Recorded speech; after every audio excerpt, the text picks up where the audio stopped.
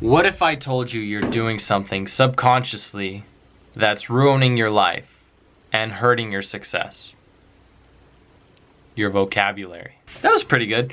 So under this stack of books is one of my all-time favorite books that I've read.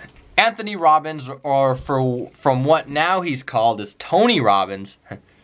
We're Tonys. Awaken the Giant Within. I'm only gonna talk about a chapter in this book, so calm yourself. I'm not going into a whole like review or depth thing. Okay, first I hate these. Let's take that off. So the chapter that I like, my favorite chapter, is called Vocabulary of Ultimate Success. Chapter 9. I highlighted the out of this chapter. The chapter is like 30-40 pages long, but I'm gonna see if I can summarize it up to you guys. First things first, introduction. So people can express themselves more when they have more words to express themselves with. This is true. Like there are like Korean words that English doesn't have that we have to make up with like a sentence or two. And there's German words, for example, I know off the top of my head, Schadenfreude, which means happiness at the misfortune of others. Sad, I know, but it's true, guys. Come on. So the more vocabulary we have, the more ways and words we can use to describe our feelings. If our vocabulary is just the simple words like, for example, we like to use the word hate a lot. I hate my job. I hate my hair. I hate this car. Do you really hate it? Or do you prefer something else? Huh? It's a much better word rather than saying hate, because as we all know, hates lead to suffering, and suffering leads to anger, and anger leads to hate. I totally messed that up. Simply by changing your habitual vocabulary, the words you consistently use to describe the emotions of your life, you can instantaneously change how you think, you feel, and you live. Your words are what spark your emotion. Instead of using the words, I'm angry today, I'm frustrated, I'm upset, you could say, I'm a little bit annoyed. Already you lighten your mood, right? A little bit annoyed, and your mind and your subconscious mind is like, I'm a little bit annoyed. I'm not angry. I'm not frustrated. I'm just a little bit annoyed. The example he used in this book is amazing.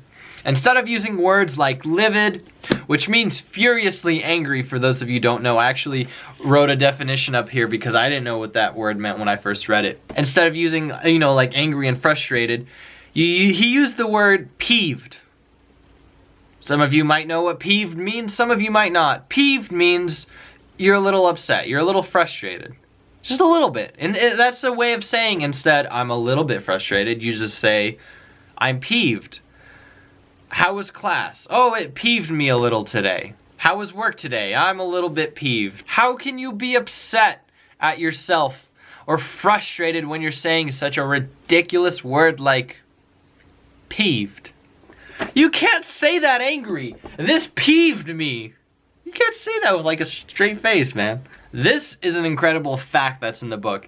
The English language has up to 750,000 words in it, but our average vocabulary, we really only use about 2,000.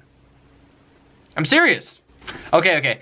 2,000, and then I turn the page to 10,000. 2,000 to 10,000. Okay. That sounds a lot more realistic. But that's usually what we use in the ballpark. We don't hit those 75,000. Imagine how different your life would be if you could describe your emotions with more amazing words like heavy-hearted, moody, warful, grievous, tearful, melancholy, jaunty, persky, zetful, buoyant. I didn't know you could describe buoyant as an emotion. And this book issues you a test, a little challenge. If somebody asks you how your day was or how are you doing, stop saying good. Stop saying bad. change it with another word, a unique word.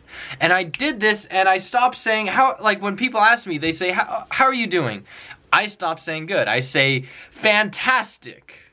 And then they're like, whoa, okay. Or if I use the word stupendous, it really catches people off balance. And it's actually a really good conversation starter. My favorite part of transformational vocabulary is helping others with vocabulary.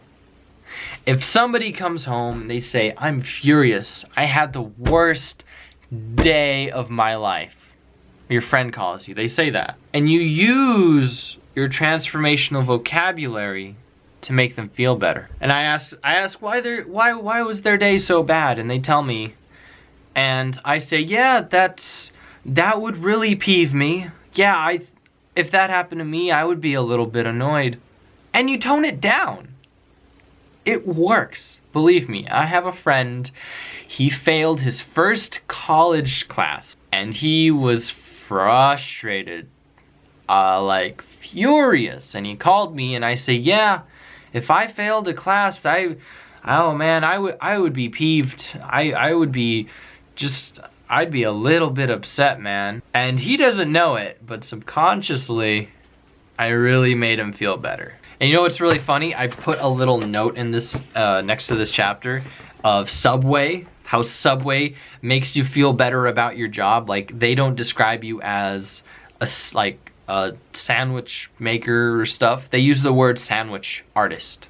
You know that, have you heard about that, right? Subway uses sandwich art. Oh, what do you do for a living? I'm a sandwich artist. Rather than, what do you do for a living? I work at Subway. People will use, I'm shaking my wallet at you for some reason.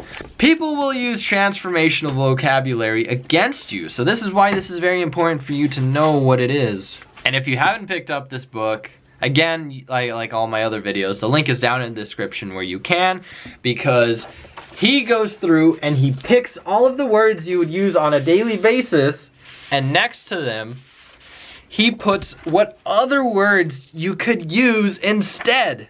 I'm gonna be honest, one of the ways that I really use this for myself is I used to be very scared.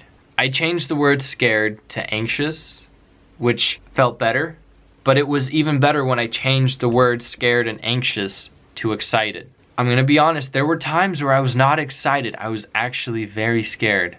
Like going up and presenting on a stage, going to a different country, I would say I'm scared, but in my head, I would tell people, and I would tell myself, I would tell them I'm really excited to go.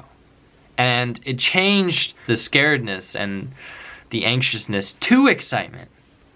This really does work. I'm gonna be honest, one time I was in an interview and I talked to the interviewer about transformational vocabulary, where they gave an example of, you have a customer that's being incredibly rowdy and annoying and causing some chaos, or you're trying to calm somebody down in this situation. And I said, oh, that's easy, I'll just use transformational vocabulary. And instantly they're like, what the heck? And I explained it, and I feel like that actually sold the interview that I was in, is when I brought up transformational vocabulary. So there's actually quite a bit more to this chapter, but I think this video has gone long enough, and my challenge to you, just like it is in this book, is to stop saying good. Stop saying bad. When somebody asks you, how are you doing today? Don't say okay. Don't say well. Say spectacular. Or don't. Make up your own word, man. I say spectacular, wonderful, and fantastic. Sometimes I even say stupendous, and that one's the real conversation starter. But look at some like amazing words that you could be saying. Heck, when somebody asks you, how are you doing? You use the word buoyant. They're like, what the fuck is going on? So that is my homework for you, and I gotta tell you, if you haven't picked up this book, this is one of the many amazing chapters that are in it. And once again, this has been Tony Sticks, and may you, I'm gonna use a different word today. Have a fascinating day. You're doing something to really hurt yourself. What if I told you you're doing something subconscious? So we'll go subconsciously.